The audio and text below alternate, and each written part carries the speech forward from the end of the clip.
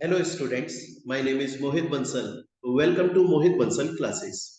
Students, हम लोग CMA final law subject का एक इंटरेस्टिंग चैप्टर पढ़ रहे थे जिसका नाम है SARFAESI act 2002, securitisation and asset reconstruction of financial assets and enforcement of security interest.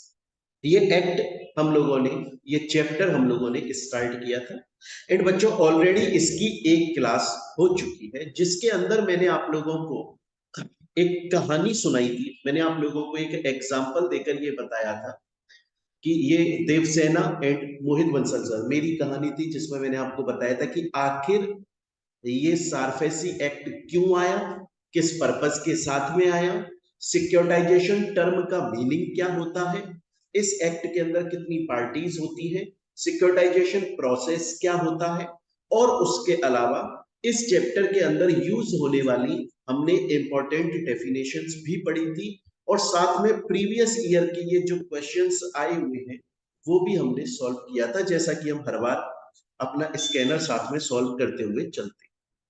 तो बच्चों यहां तक हम लोग ऑलरेडी पढ़ चुके थे। एक तो इंट्रोडक्शन कवर कर लिया था हमने इससे पहले वाले फर्स्ट क्लास में एंड बच्चों हम लोगों ने इंपॉर्टेंट डेफिनेशंस भी देख ली थी इस चैप्टर। अब हम आगे कंटिन्यू करते हैं आज की क्लास में और स्टार्ट करते हैं हमारे नेक्स्ट टॉपिक्स।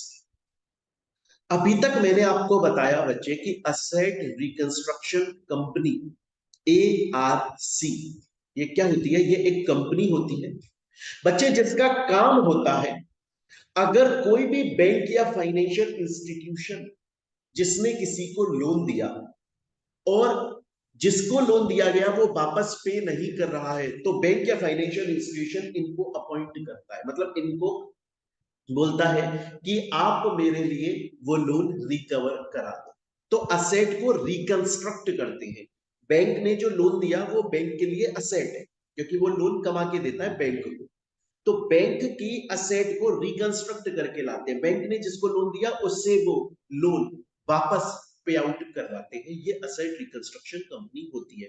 पर क्वेश्चन ये आता है, अगर सर मेरी एक कंपनी है, नॉर्मल कंपनी है मेरी, मैं सर उसको असेट रिकंस्ट्रक्शन कंपनी बनाना चाहता हूं। कहने का मतलब है सर मैं असेट रिकंस्ट्रक्शन कंपनी ओपन करना चाहता हूं, मैं सर असेट को रिकंस्ट्रक्ट करने वाला काम करना चाहता हूं, मैं सर बैंक्स या फाइनेंशियल इंस्टीट्यूशन का जो लोन, जो असेट डूब रहा है, बोरोवर जो पेमेंट नहीं कर रहा है, मैं उनसे उसको रिकंस्ट्रक्ट करना चाहता हूं, मैं बैंक या फाइनेंशियल इंस्टीट्यूशन का पैसा वापस दिलवाना चाहता हूं।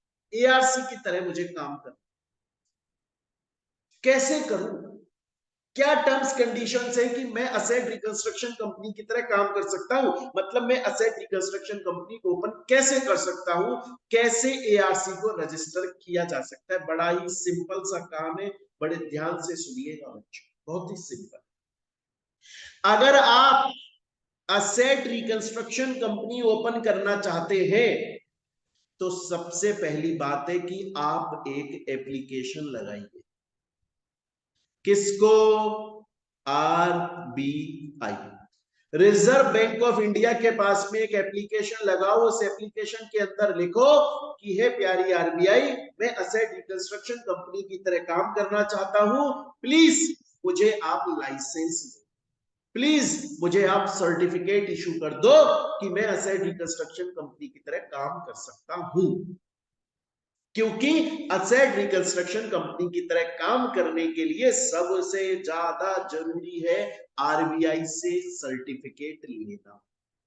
स्टूडेंट बोलता है समझ गया सर, मैं समझ गया, आपने मुझे सेक्शन 3 के हिसाब से ये बात बता दी है कि अगर कोई भी असेट रिकंस्ट्रक्शन कंपनी रजिस्टर करवाना चाहता है तो उसके लिए उसे पहले RBI से एक सर्टिफिकेट, एक लाइसेंस लेना पड़ता है जिसमें RBI लिखता है कि हाँ मैं इनको परमिशन देता हूं ARC की तरह काम करने का। लेकिन सर एक क्वेश्चन है, सर जब एप्लीकेशन RBI के पास में लगाई जाएगी जिसमें लिखा जाएगा कि मैं असेट रिकंस्ट्रक्शन कंपनी की तरह काम करना चाहता हूं, परमिशन दे दो, तो सर RBI कुछ तो चेक करेगा।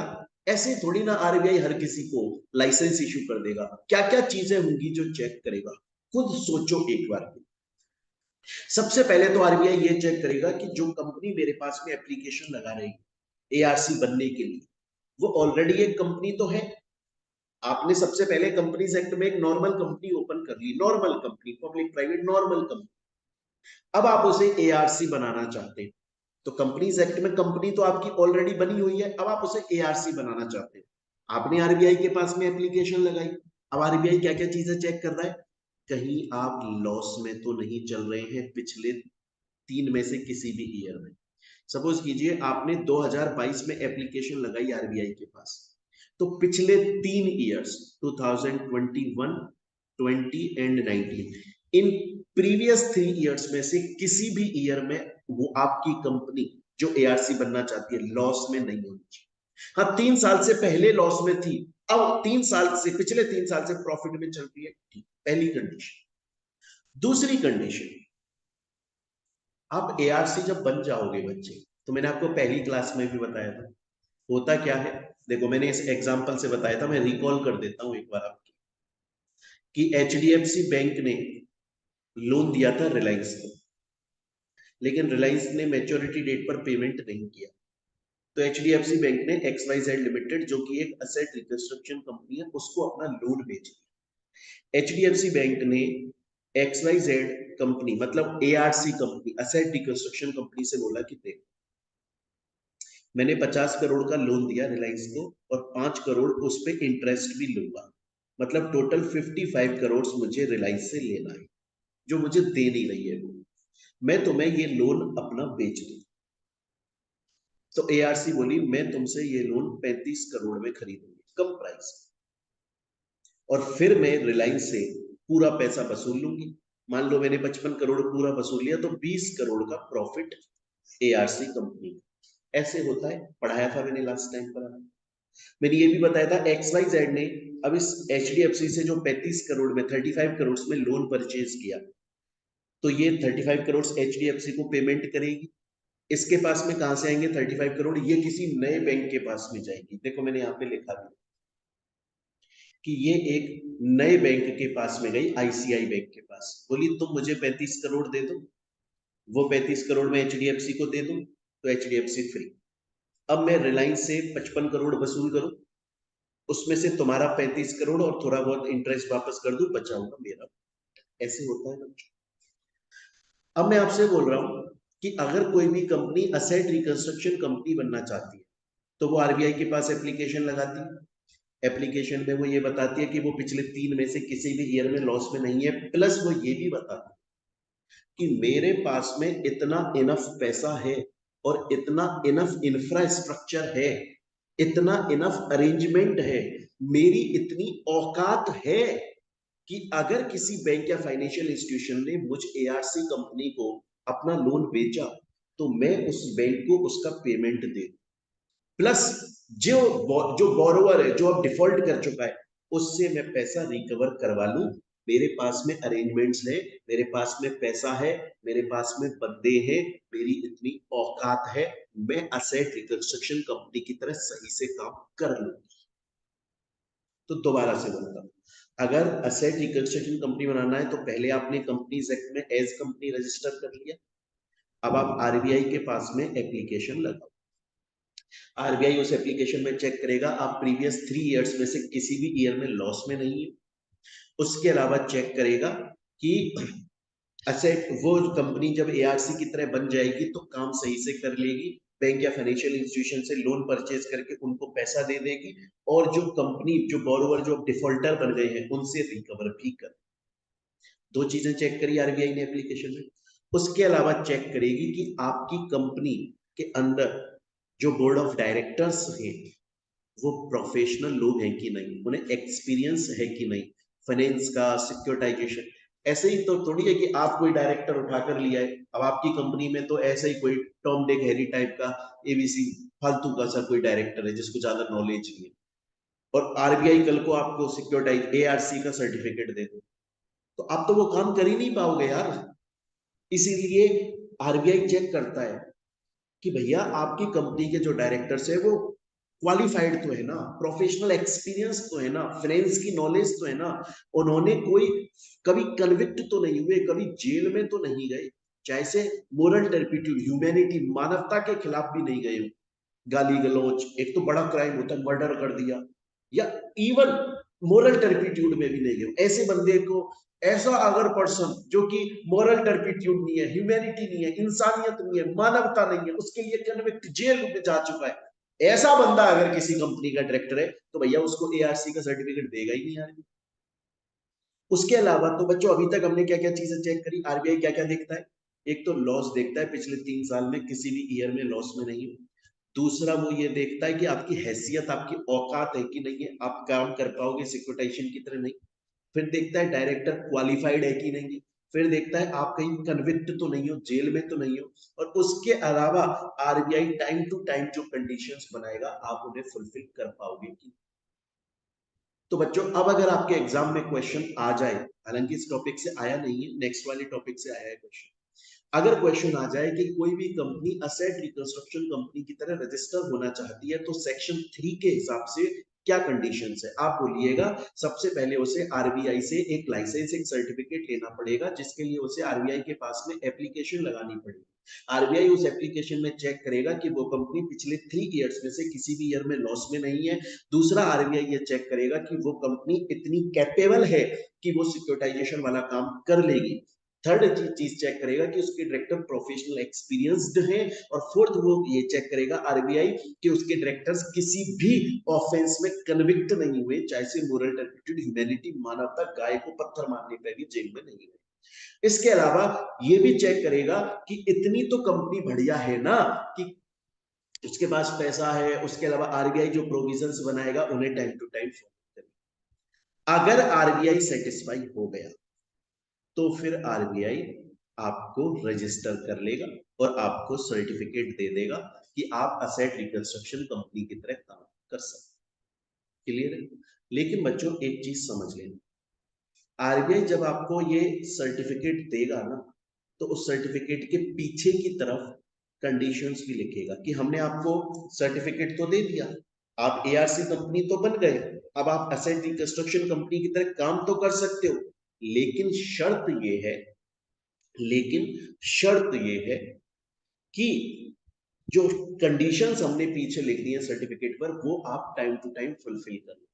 अगर आपने एक भी कंडीशन सारफेसी एक्ट की, आरबीआई के द्वारा बताई गई जितनी कंडीशंस है सर्टिफिकेट पर जो कंडीशन है, मतलब अगर आपने एआरसी वाला काम सही से फॉलो नहीं किया, अगर लॉ फॉलो नहीं किया, अगर आरबीआई की टर्म्स कंडीशन फुलफिल नहीं करी, अगर एक्ट को नहीं माना, तो आपसे आपका सर्टिफिकेट छीना भी जा सकता। क्लियर ये चीजें आती। तो बच्चों अभी तक हम लोगों ने सेक्शन 3 यहाँ पे कंप्लीट किया, मेरे ख्याल से आपको समझ में आ गया हो। अब इसमें हम कुछ इंपॉर्टेंट बात पढ़ ले, बड़े ध्यान से देखिए। देखिए मैंने आपको बोला असेट रिकंस्ट्रक्शन कंपनी, इसका मेन काम क्या है, बैंक या फाइनेंशियल इंस्टीट्यूशन से लोन परचेज करना और उसको रिकवर करना, मतलब बैंक से फाइनेंशियल इंस्टीट्यूशंस को सिक्योर कर देना, कैसे, उनका बेड डेट, उनका जो लोन है वो परचेज कर। क्वेश्चन ये आता है कि क्या एआरसी, ये जो इसका मेन काम है, ये जो इसका मेन ऑब्जेक्ट है, जिसके लिए इसको बनाया गया है, जिसके लिए आरबीआई ने अभी सेक्शन 3 में सर्टिफिकेट दिया, अगर आरबीआई इसके अलावा कुछ और काम भी करना चाहती है, क्या कर सकती है? यस। जैसे कौन से काम आगे पढ़ाऊंगा, अभी क्या पढ़ा, एआरसी असेट रिकंस्ट्रक्शन कंपनी का मेन ऑब्जेक्ट है बैंक से फाइनेंशियल इंस्टीट्यूशन का लोन रिकवर करना, उनको सिक्योर करना, ये हमें पता है। क्या इस मेन ऑब्जेक्ट के अलावा एआरसी किसी अदर ऑब्जेक्ट के लिए काम कर सकती है? कर सकती, कर सकती। कौन से काम है वो अदर काम, वो मैं पढ़ाऊंगा। अच्छा कैसे कर सकती है? आरबीआई की प्रायर अप्रूवल लेकर। अगर एआरसी कंपनी कोई दूसरा काम भी करना चाहती है, दूसरे ऑब्जेक्ट के लिए भी काम करना चाहती है, कर सकती है, कोई प्रॉब्लम नहीं है यार, लेकिन उसे आरबीआई की प्रायर अप्रूवल लेनी पड़ेगी। स्टूडेंट बोलता है समझ में आ गया। अच्छा सर, उसके अलावा एक चीज और बता, आपने बोला कि एआरसी कंपनी अगर मेन ऑब्जेक्ट के अलावा किसी दूसरे ऑब्जेक्ट के लिए काम करना चाहती है तो कर सकती है, लेकिन उसके लिए आरबीआई की अप्रूवल लेनी पड़ेगी। सर, इस एआरसी कंपनी को आरबीआई की अप्रूवल क्या सिर्फ इसलिए लेनी पड़ती है कि वो अदर ऑब्जेक्ट के लिए काम करना चाहती है, या और भी कुछ ऐसे कंडीशंस हैं क्या, कोई और भी ऐसी सिचुएशन है क्या जहां पर एआरसी कंपनी को आरबीआई की प्रायर अप्रूवल लेनी पड़ती है, या सिर्फ अदर ऑब्जेक्ट के लिए लेनी पड़ती है? नहीं, और भी कंडीशंस हैं। अगर एआरसी कंपनी के अंदर कोई चेंज हो रहा है, सर चेंज जैसे जैसे नाम का चेंज, तो आरबीआई की प्रायर अप्रूवल, जैसे रजिस्टर्ड ऑफिस चेंज हो रहा है तो आरबीआई की अप्रूवल, ऑब्जेक्ट के लिए तो मैंने बताया ही था, है ना। तो एमओए में चेंज हो रहा है, आप देखो नाम चेंज हो रहा है, रजिस्टर्ड ऑफिस चेंज हो रहा है, ऑब्जेक्ट में अगर अदर ऑब्जेक्ट के लिए भी काम कर रहे हो तो आरबीआई की प्रायर अप्रूवल। उसके अलावा एक बहुत ही इंपॉर्टेंट बात समझना बच्चों, इससे रिलेटेड प्रीवियस ईयर में क्वेश्चन आया है जो मैं बताने वाला हूँ, वो क्वेश्चन हम हाथ की हाथ सॉल्व करेंगे, स्कैनर साथ में सॉल्व करेंगे। अगर एआरसी कंपनी के अंदर कोई सब्सटेंशियल चेंज हो रहा है मैनेजमेंट में, तो अभी तक मैंने आपको क्या बताया, मैंने आपको बोला कि एआरसी कंपनी को आरबीआई की प्रायर अप्रूवल लेनी पड़ेगी अगर वो अदर ऑब्जेक्ट के लिए काम करना चाहती है, या वो अपना नाम चेंज कर रही है, या वो अपना रजिस्टर्ड ऑफिस चेंज कर रही है, या फिर अगर उस एआरसी का जो मैनेजमेंट है, जो बोर्ड ऑफ डायरेक्टर्स है, टॉप लेवल है, अगर उसके अंदर कोई सब्सटेंशियल चेंज आ रहा है। सर सब्सटेंशियल चेंज का मीनिंग क्या होता है? सब्सटेंशियल चेंज का मतलब होता है कोई रिमूव हो रहा है, डायरेक्टर या कोई बड़े जो केएमपी है, की मैनेजर पर्सन है, वो रिमूव हो रहा है, या रिटायर हो रहा है, या रिजाइन हो रहा है, या अपॉइंट हो रहा है, या फिर अगर उनकी शेयर होल्डिंग में चेंज आ रहा है, तो फिर उस केस में उनको आरबीआई की अप्रूवल लेनी पड़ती है। याद रखना, प्रीवियस ईयर का क्वेश्चन आया, अब भी सॉल्व करवाऊंगा ऑन द स्पॉट। एक बार पहले रिवाइज कर लेते हैं, फिर स्कैनर सॉल्व करेंगे। देखो, अभी मैंने आपको क्या पढ़ाया, अभी मैंने आपको सेक्शन 3 पढ़ाया, रिवाइज करता हूं जल्दी से, कि अगर आपको अपनी कंपनी को असेट रिकंस्ट्रक्शन कंपनी बनाना है तो आरबीआई की प्रायर अप्रूवल लेनी पड़ेगी, मतलब आरबीआई से आपको सर्टिफिकेट लाइसेंस ऑब्टेन करना पड़ेगा। उसके लिए आपको आरबीआई के पास एप्लीकेशन लगानी पड़ेगी। अब आरबीआई आपके एप्लीकेशन में चेक करेगा कि क्या आप प्रीवियस 3 इयर्स में लॉस में तो नहीं चले, किसी भी ईयर में लॉस में नहीं चले, एक सिंगल ईयर में भी लॉस में थे, पिछले 3 में से किसी भी साल लॉस में थे, एआरसी नहीं बन पाई। दूसरा, आप इतने कैपेबल तो हो ना, आपके पास में इतना पैसा तो है ना कि आप सिक्योरिटाइजेशन वाला काम अच्छे से कर लोगे, आपके डायरेक्टर्स प्रोफेशनली एक्सपीरियंस्ड क्वालिफाइड है, उसके अलावा कभी जेल में कन्विक्ट नहीं हुए, उसके अलावा आरबीआई की टाइम टू टाइम जो कंडीशंस आएंगी उनको फॉलो करो। सेटिस्फाई हो गया आरबीआई तो आपको लाइसेंस दे देगा, लेकिन टर्म्स कंडीशन लिखेगा, फॉलो नहीं करी तो विड्रॉ भी कर लेगा। अब उसके बाद में हमने ये चीज और पढ़ी कि अगर आप जो एआरसी कंपनी है वो अपने मेन ऑब्जेक्ट के अलावा दूसरे ऑब्जेक्ट के लिए काम करना चाहती है, कर सकती है, आरबीआई से प्रायर अप्रूवल लेगी। नाम चेंज हो रहा है, रजिस्टर्ड ऑफिस चेंज हो रहा है, या सब्सटेंशियल चेंज इन मैनेजमेंट, इसका मतलब क्या बताया मैंने, अगर शेयर होल्डिंग में चेंज हो रहा है टॉप लेवल की, या फिर उनका appointment, reappointment, removal, resignation, retirement हो रहा है, तो फिर उस केस। अब क्वेश्चन करते हैं इससे रिलेटेड। देखो बच्चे, ये क्वेश्चन 2021 में लेटेस्ट क्वेश्चन है, दिसंबर में आया हुआ है। अब इस क्वेश्चन को मैं यहां पर आपको समझा देता हूं एक बार जल्दी से। ये क्वेश्चन मैं लिख रहा हूं, यहाँ पे समझा रहा हूं। ये बोल रहे हैं कि एक परपेचुअल लिमिटेड नाम की कंपनी है, देखो क्वेश्चन में लिखा हुआ है परपेचुअल लिमिटेड नाम की कंपनी है जो कि असेट रिकंस्ट्रक्शन कंपनी। उसने दो काम किए। पहला काम क्या किया, उसके दो डायरेक्टर्स हैं, एक का नाम है परम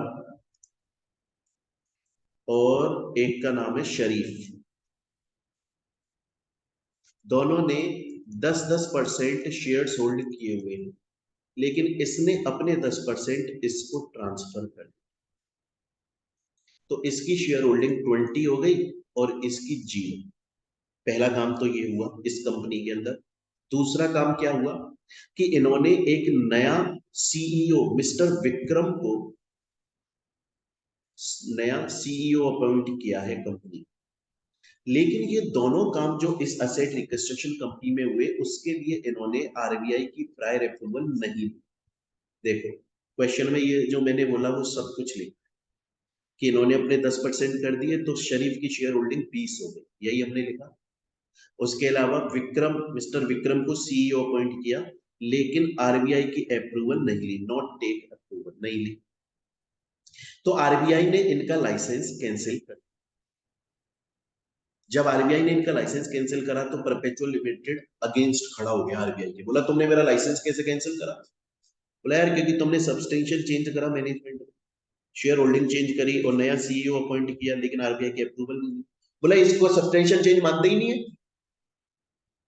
परपेचुअल लिमिटेड बोल रहा है नहीं नहीं, आरबीआई की अप्रूवल लेनी नहीं थी, आरबीआई गलत है, तो हम हमारा लाइसेंस कैंसिल नहीं कर सकते, इसको सब्सटेंशियल चेंज क्यों मान रहे हो? मत मानो, ये सब्सटेंशियल चेंज नहीं होता है। अब यहां पर बात अड़ गई है कि आरबीआई ने लाइसेंस कैंसिल किया ये सही है या फिर ये परपेचुअल लिमिटेड बोल रहा है कि नहीं हमें तो आरबीआई की अप्रूवल लेनी नहीं थी, हमने बिना आरबीआई के अप्रूवल के ये सब किया, ठीक किया क्योंकि ये सब्सटेंशियल चेंज में नहीं आता। आंसर क्या हो आपको पता है। अभी अभी मैंने आपको बताया, अभी बच्चों मैंने आपको बोला था कि अगर सब्सटेंशियल चेंज हो रहा है मैनेजमेंट, मतलब रिमूव हो रहा है, रिटायरमेंट हो रहा है, रेजिग्नेशन हो रहा है या अपॉइंटमेंट हो रहा है या फिर शेयर होल्डिंग चेंज हो रही है, उसे सब्सटेंशियल चेंज माना जाता है और उसके लिए आरबीआई की प्रायर अप्रूवल लेना कंपलसरी है, मस्ट ऑब्टेन प्रायर। तो यहां पर सही कौन है? यहां पर आरबीआई सही है और गलत कौन है? यहां पर आपका परपेचुअल लिमिटेड गलत है। तो स्टूडेंट ये साथ में हमने 4 नंबर का क्वेश्चन आया वो भी सॉल्व कर लिया। अब चलते हैं आगे, हमारा सेक्शन 3 कंप्लीट हो गया। अब आ जाते हैं सेक्शन 4 पे। मोस्ट इंपॉर्टेंट टॉप सेक्शन है ये इस चैप्टर का, मोस्ट इंपॉर्टेंट। 3 बार क्वेश्चन आया है इससे। देखो अभी हम सॉल्व भी करेंगे, हाथ किया हाथ किया तो हम सॉल्व भी करेंगे। देखो 3 बार क्वेश्चन आया है इससे, 3 बार। ये बोल रहा है कि किसी भी कंपनी को अगर एआरसी बनाना है, असेट रिकंस्ट्रक्शन कंपनी बनाना है, तो उसके लिए आरबीआई सर्टिफिकेट इशू करता है, हमें पता है आरबीआई सर्टिफिकेट इशू करता है। क्वेश्चन ये है कि अगर कोई असेट रिकंस्ट्रक्शन कंपनी ऑलरेडी बनी हुई है, अगर उसका सर्टिफिकेट कैंसल करना है तो कौन करेगा? आरबीआई। तो पहला एक क्वेश्चन ये आया था, ध्यान से सुन लो। एक क्वेश्चन ये आ चुका है कि अगर कोई asset reconstruction company already incorporated है, वो असेट रिकंस्ट्रक्शन कंपनी की तरह काम कर रही है, लेकिन अब उसका सर्टिफिकेट कैंसिल करना है, वो कौन सी अथॉरिटी है जिसके पास में कैंसिल करने की पावर है? RBI, reserve bank of India. पहला क्वेश्चन का आंसर आ गया। दूसरा, क्यों करेगी कैंसिल आरबीआई? वो कौन कौन सी सिचुएशंस हैं जिनमें आरबीआई कैंसिल कर सकती है एआरसी का सर्टिफिकेट? ध्यान से सुनो, कुछ तो आपको पता है, कुछ तो आपको ऑलरेडी पता है, नहीं भी पढ़ाओ ना, कुछ तो आपको ऑलरेडी पता है। जैसे जैसे वो सिक्योरिटाइजेशन वाला काम सही से नहीं कर रही है, या फिर जो टर्म्स कंडीशन उसको बताई गई थी उनको वो फुलफिल नहीं कर रही है, या फिर वो सारफेसी एक्ट के प्रोविजंस को फुलफिल नहीं कर रही है, या फिर उसने अपना नाम चेंज कर लिया, आरबीआई की अप्रूवल नहीं ली, या रजिस्टर्ड ऑफिस चेंज कर लिया, आरबीआई की अप्रूवल नहीं ली, या सब्सटेंशियल चेंज कर लिया, आरबीआई की अप्रूवल नहीं ली, या फिर वो किसी दूसरे ऑब्जेक्ट के लिए भी काम करने लग गई, आरबीआई की अप्रूवल नहीं। ये तो आपको पता है।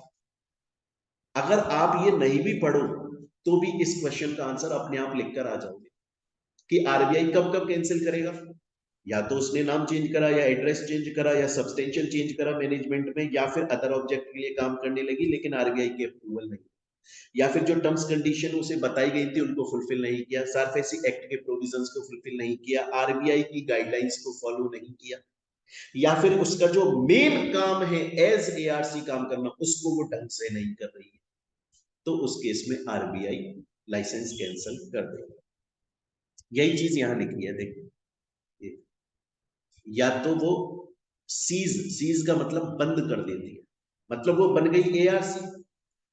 अब एक बैंक उसके पास आया, बोला भैया एआरसी, आप मेरे वाले एरिया के एआरसी हो। जैसे मैं जयपुर में रहता हूँ और मेरी एक असेट इन्वेस्टमेंट कंपनी है, तो मैं बैंक के पास गया, जयपुर के बैंक के पास, मैं बैंक हूँ और एक एआरसी के पास में गया, मैंने बोला कि आप मेरा लोन परचेज कर लो और रिकवर करा दो मेरे लोन को। सामने वाला बंदा मेरा लोन रीपे नहीं कर रहा है, एआरसी बोली मैं नहीं करूंगी। क्यों नहीं करोगे? इसी पर्पज के लिए तो तुम बने हो, करना पड़ेगा तुमको यार, अपना मेन ऑब्जेक्ट क्यों फुलफिल नहीं कर रहे हो? या तो फिर तुम बंद हो जाओ। क्योंकि देखो असेट रिकंस्ट्रक्शन कंपनी जो बनाई जाती है, आरबीआई जो बनाता है वो एरिया वाइज बनाता है। आरबीआई देखता है कि यार इस एरिया में ज्यादा कंपनीज नहीं है, तो एक या दो एआरसी बना देते हैं। इस वाले एरिया में तो ज्यादा कंपनीज हैं, ज्यादा बैंक्स हैं, बहुत सारे बैंक्स हैं, तो यहाँ पर एआरसी कंपनी ज्यादा बना देते। अब आप उस एरिया के अंदर एआरसी बनकर बैठे हो, लेकिन आप काम सही से कर नहीं रहे हो, तो फिर उस केस में आरबीआई लाइसेंस कैंसिल कर।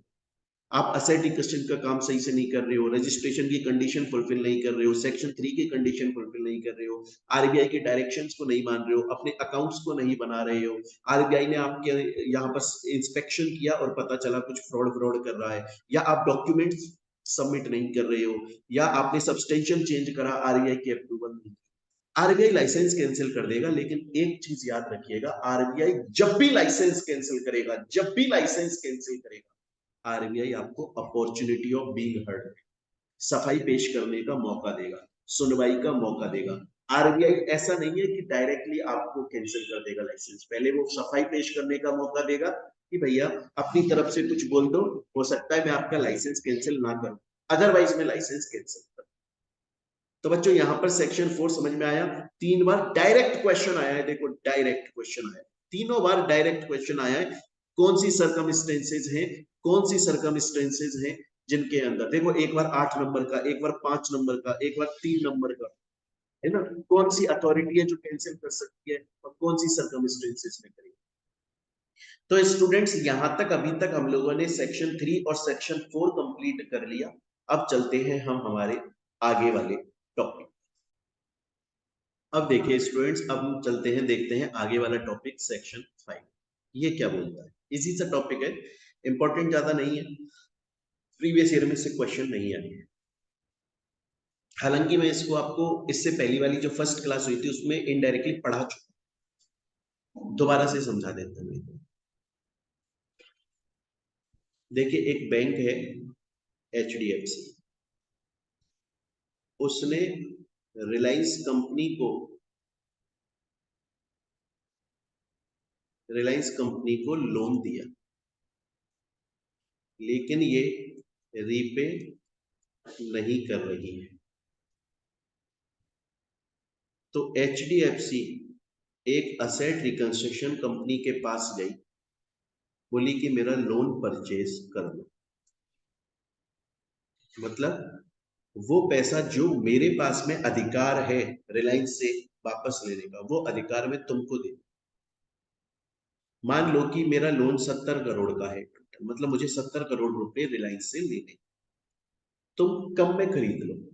तुम एक काम करो, 50 करोड़ में खरीद लो या 40 करोड़ में खरीद लो, तुम 40 करोड़ रुपए मुझे दे दो और ये लोन तुम्हारा। अब तुम रिलायंस से पूरे 70 करोड़ ले ले, बचा हुआ तुम्हारा प्रॉफिट 30 करोड़। एआरसी को ठीक लगा, उन्होंने अपनी टर्म्स कंडीशन डिसाइड करी जो हुई है उनके बीच में। मैंने पहली क्लास में बताया था, है ना, कि आपके दिमाग में क्वेश्चन आएंगे, सर एआरसी क्यों परचेज करेगा, कल को एआरसी भी इससे रिकवर नहीं कर पाया, उन सब के आंसर में आपको इससे पहले वाली क्लास में ऑलरेडी दे चुका। एआरसी ने 40 करोड़ में परचेज किया, मतलब अब एआरसी इसको 40 करोड़ रुपीस पे करेगी और इससे बाकी के पैसे वसूल लेगी। तो होगा कैसे ये सब? तो अब एआरसी कंपनी गई किसी दूसरे बैंक के पास, सपोज करो पंजाब नेशनल बैंक के पास, और वहां जाकर बोली कि आप मुझे 40 करोड़ का लोन दे दो। अब एआरसी लोन ले रही है 40 करोड़ का, क्योंकि उसे 40 करोड़ इसे पे कर, और उसने पीएनबी को राइटिंग में लिख कर दिया कि मैंने आपसे 40 करोड़ रुपए लिए हैं, मैं आपको उन्हें विद इंटरेस्ट पे करूंगी, इतने टाइम के अंदर पे कर। तो जो राइटिंग में लिखकर दिया गया डॉक्यूमेंट, उसे हम बोलते हैं सिक्योरिटी रिसिप्ट।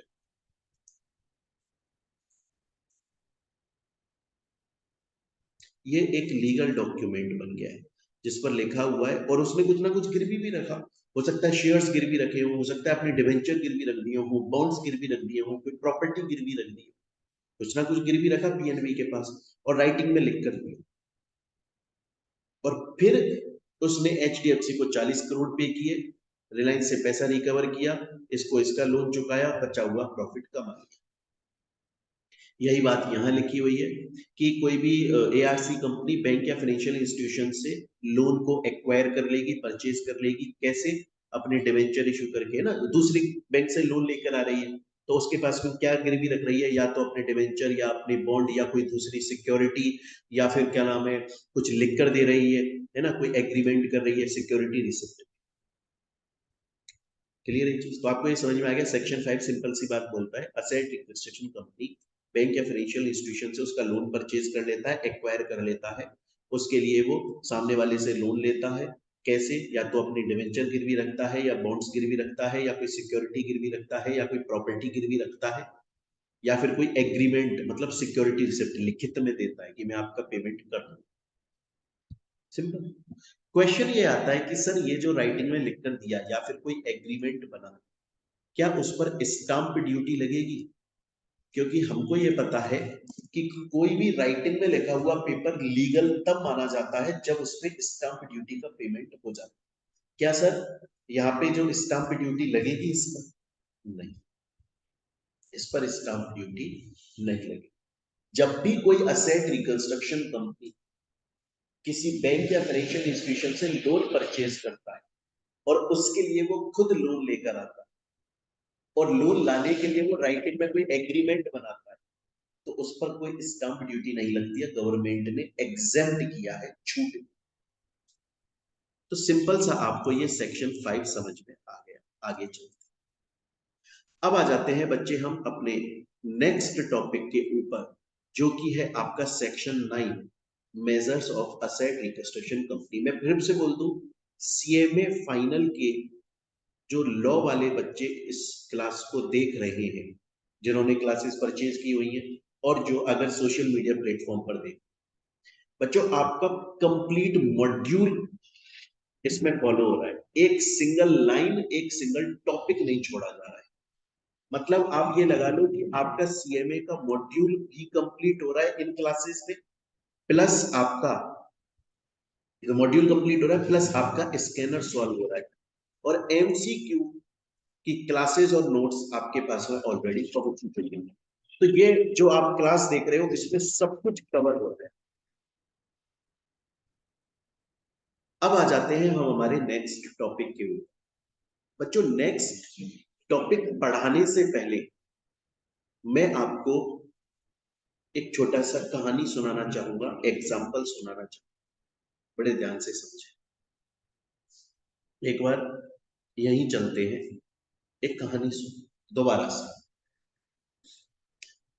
एचडीएफसी बैंक, इसने लोन दिया रिलायंस 5 साल के लिए।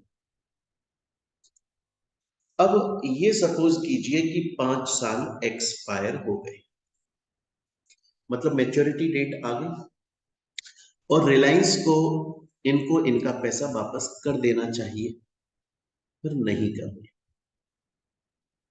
तो मैच्योरिटी डेट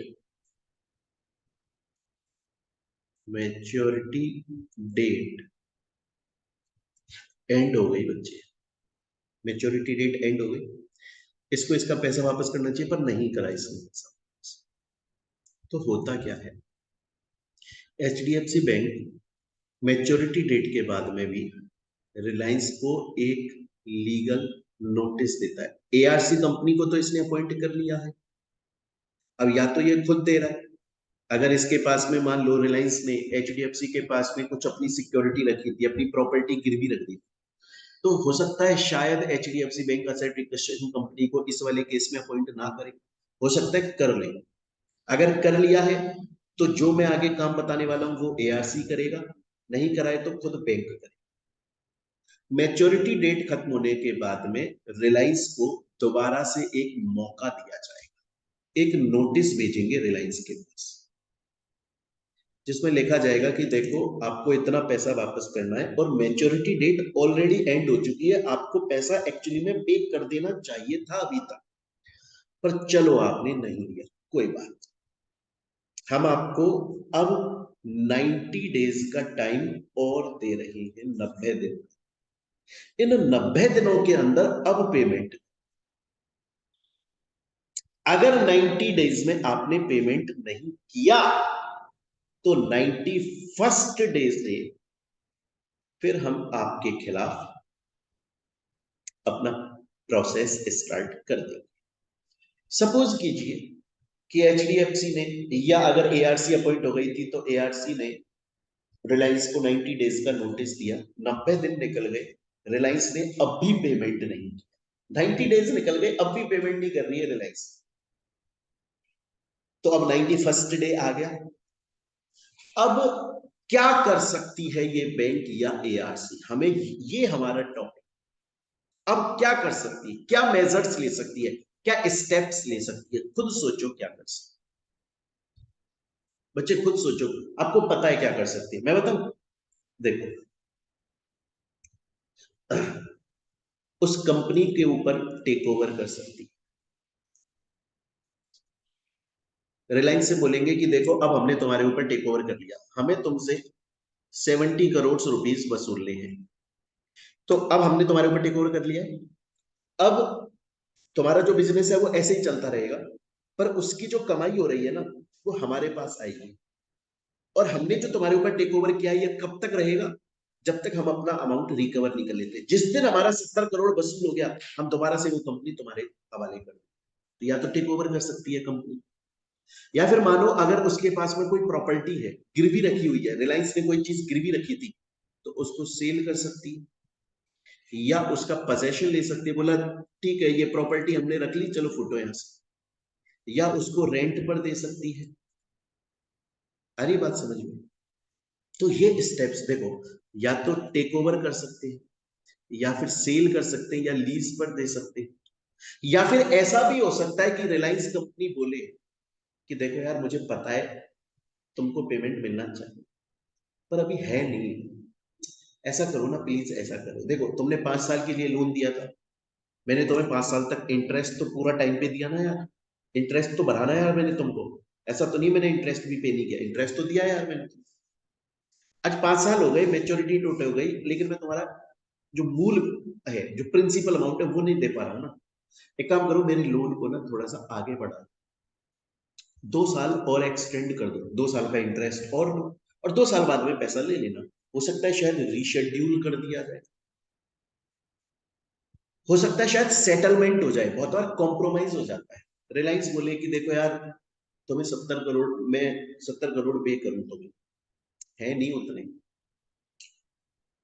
तो और अगर मैं नहीं पे करूं तो फिर तुम करते रहो अपना मेजर्स स्टेप्स ले लो, या कोर्ट में चले जाओ, या लीगल प्रोसीजर फॉलो करो, वो टाइम बर्बादी है, जीत भी जाओगे तो टाइम लगेगा, 70 करोड़ है नहीं पे करने को, एक काम करो ना 50 करोड़ में सेटलमेंट करो ना यार, मैं तुमको 50 करोड़ दे दूं और तुम ये मान लो कि मैंने तुम्हें पूरे 70 करोड़ दे दिए, माफ कर दो बाकी का मेरा, सेटलमेंट होता है ऐसा, बहुत बार कॉम्प्रोमाइज भी होता है, या फिर पोजेशन भी ले सकते हैं, या फिर मान लो कि उसने डिवेंचर दिए हुए थे, कन्वर्टेबल डिवेंचर रिलायंस ने, तो उनका पोजेशन लेके शेयर होल्डर बन जाओ कंपनी।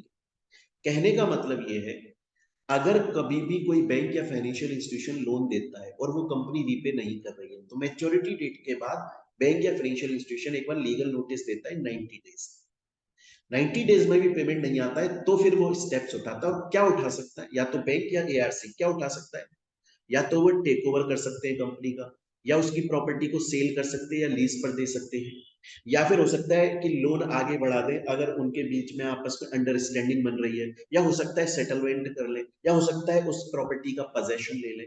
डिपेंड करता है। क्लियर ये चीज? डिपेंड है ना। कन्वर्जन भी हो सकता है शेयर्स का, इन सब। लेकिन मैटर ये है कि जो भी होगा, जो भी होगा वो आरबीआई की टर्म्स कंडीशंस, आरबीआई की गाइडलाइंस के अंदर होगा, लॉ को फुलफिल करते हुए होगा, लॉ को नहीं तोड़ा जाएगा। तो बच्चे यहाँ पे हमारा सेक्शन 9 भी कंप्लीट हो जाता है। आगे चलते हैं सेक्शन 10 पर। बड़ा ही इजी है। अभी अभी मैंने आपको एक बात बोली कि जो असेट रिकंस्ट्रक्शन कंपनी होती है उसका मेन ऑब्जेक्ट होता है बैंक्स या फाइनेंशियल इंस्टीट्यूशंस के लिए लोन रिकवर करना, लेकिन वो एआरसी अपने मेन ऑब्जेक्ट के अलावा अदर ऑब्जेक्ट्स के लिए भी काम कर सकती है, अदर ऑब्जेक्ट्स के लिए भी काम कर सकती है, लेकिन उसे आरबीआई की प्रायर अप्रूवल लेनी पड़ती है। आपको पता है, हमने पढ़ा था, सेक्शन 3 में भी पढ़ा था। क्वेश्चन ये आता है कि असेट रिकंस्ट्रक्शन कंपनी अपने मेन ऑब्जेक्ट के अलावा अदर ऑब्जेक्ट्स के लिए जो काम करेगी वो काम क्या क्या हो सकते हैं। हो सकता है कि असेट रिकंस्ट्रक्शन कंपनी बैंक या फाइनेंशियल इंस्टीट्यूशन के एजेंट की तरह काम, वो ये बोले कि मैं आपका एजेंट हूं। अगर कभी आपका लोन एनपीए बनने जा रहा है तो मैं असेट रिकंस्ट्रक्शन कंपनी तो हूं, हमारा मेन ऑब्जेक्ट वाला काम तो मैं करूंगा ही, उसके अलावा मैं आपके लिए एजेंट वाला काम भी कर लूं, या आपका मैनेजर वाला काम भी कर लूं, है ना, या फिर मैं आपके लिए रिसीवर लिक्विडेटर वाला काम भी कर लूं। क्लियर ये चीज याद है? लेकिन अगर मान लीजिए असेट रिकंस्ट्रक्शन कंपनी एजेंट की तरह काम कर रहा है और बैंक के ब्याज पे लोगों से पैसा ले लेकर आ रहा है घर पे जाके कि साहब ब्याज दे दो इस महीने का, साहब इस महीने का ब्याज दे दो, इस महीने का ब्याज दे दो, ऐसा एजेंट की तरह काम कर रहा है तो कर सकता है। पर ऐसे काम ना करे कि उसकी कोई पिक्यूनियर लाइबिलिटी बन जाए। पिक्यूनरी लाइबिलिटी का मतलब होता है कि पैसे की लाइबिलिटी, पैसे की लाइबिलिटी बैंक की रहेगी। जैसे एग्जाम्पल के तौर पर सब, एग्जाम्पल के तौर पर समझिए, एचडीएफसी बैंक है और एक एआरसी कंपनी है, ये इसके एजेंट की तरह काम कर रहा है और लोगों से पैसा वसूलता है इसके लिए।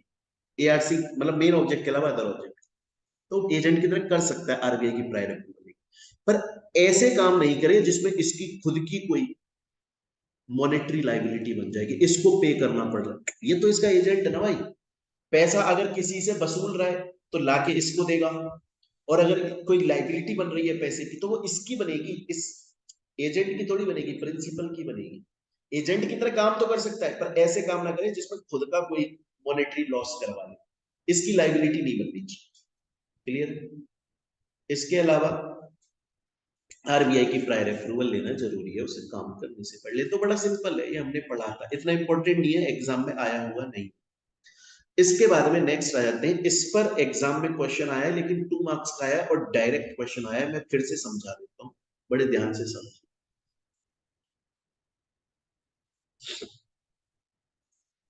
ये बोल रहा है कि ये जो सिक्योरिटाइजेशन का प्रोसेस है इसमें हमने पार्टीज देखी, एक तो देखा बैंक, एक देखा एआरसी, और एक देखा हमने बोरोवर।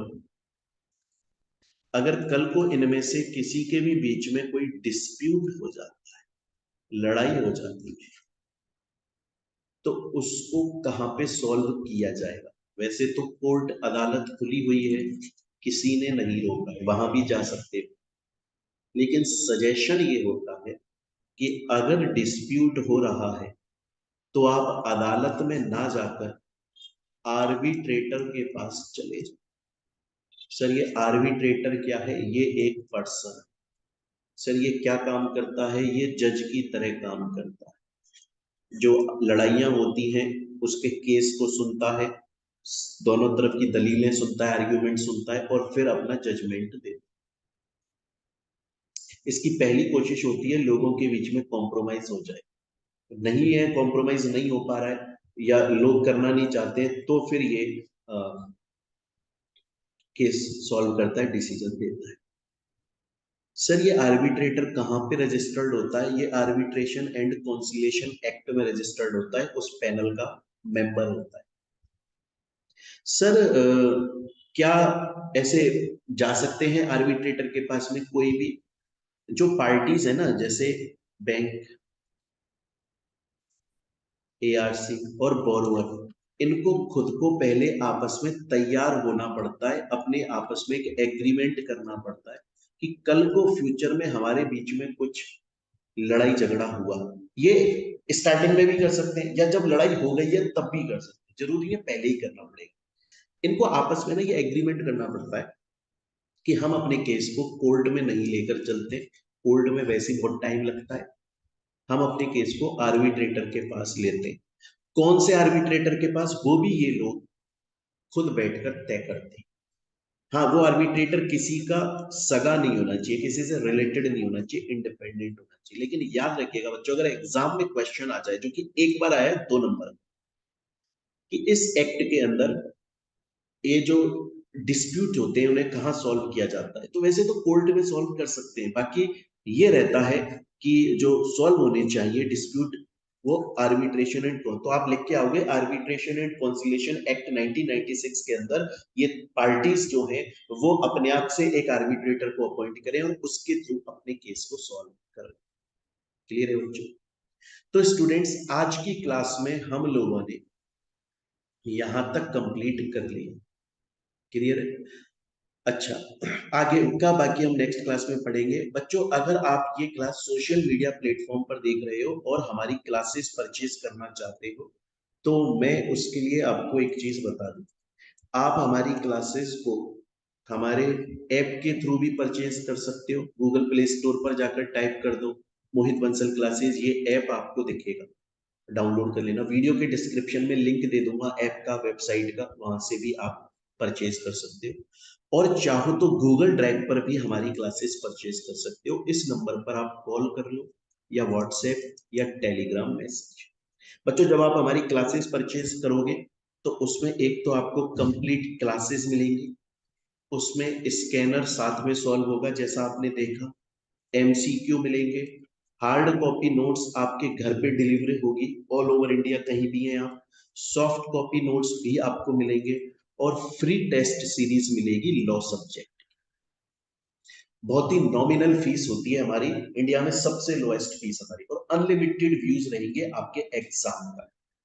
तो अगर आप परचेज करना चाहते हैं तो अच्छे इस नंबर पे कांटेक्ट करके आप हमारी क्लासेस या नोट्स को परचेज कर सकते हैं। चलिए मिलते हैं बच्चों अब हम हमारी नेक्स्ट क्लास के अंदर। Thank you.